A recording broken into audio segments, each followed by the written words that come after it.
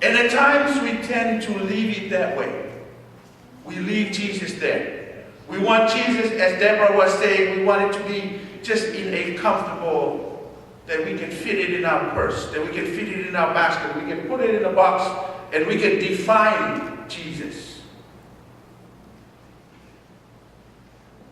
But if we continue on as good disciples of Jesus Christ, and if we continue to look, what's the story, what's the totality? That's our attempt, is to know the whole story of what actually happened on this triumphal entry of Jesus into Jerusalem. If we don't know the history, if we don't care to look at what was going on in that time, what's the cultural definitions, why did the people change their hearts so fast?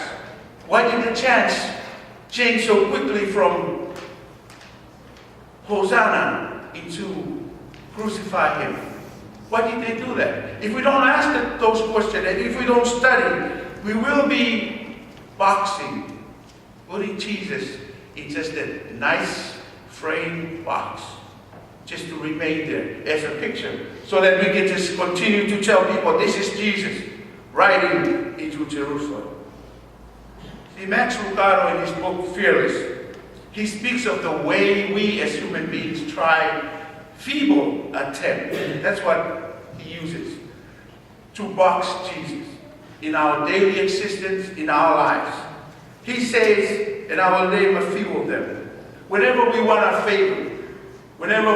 favor, it's like somebody with a lucky doll would just rub the doll and say, do me a favor, Jesus, to save me from this situation.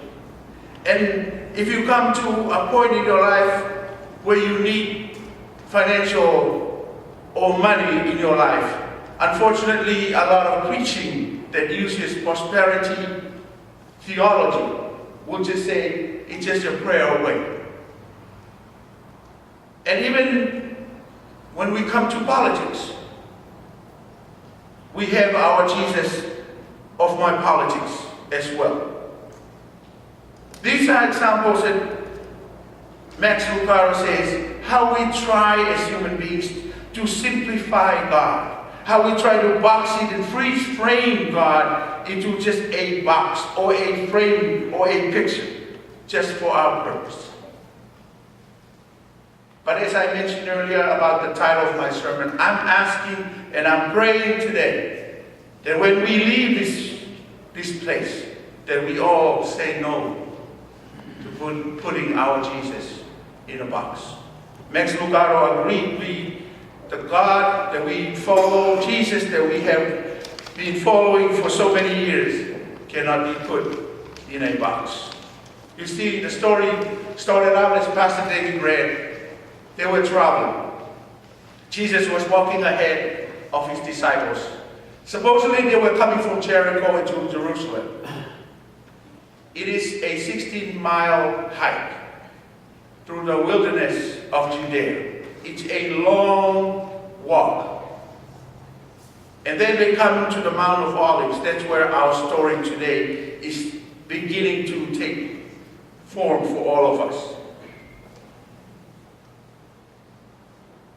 But you know, the Gospels and Luke, one of the main ideas or underlying message is for them to convey to all of us, the followers, that yes, Jesus is the King of Kings we sang about, and He is the Lord of Lords. And the triumphal entry into Jerusalem is one of those events that verifies, that says to all of us, yes, this is the King of Kings that we have been waiting for. But again, we have to look at how people of those days and we as followers of Christ continue to stay in boxing Jesus into a safe frame for our own personal definitions. You see, when they walked all the way the 16 miles and they came to the Mount of Olives, that Jesus ordered or told his two disciples to go get the colt. I believe there was preparation in Jesus' part prior to this.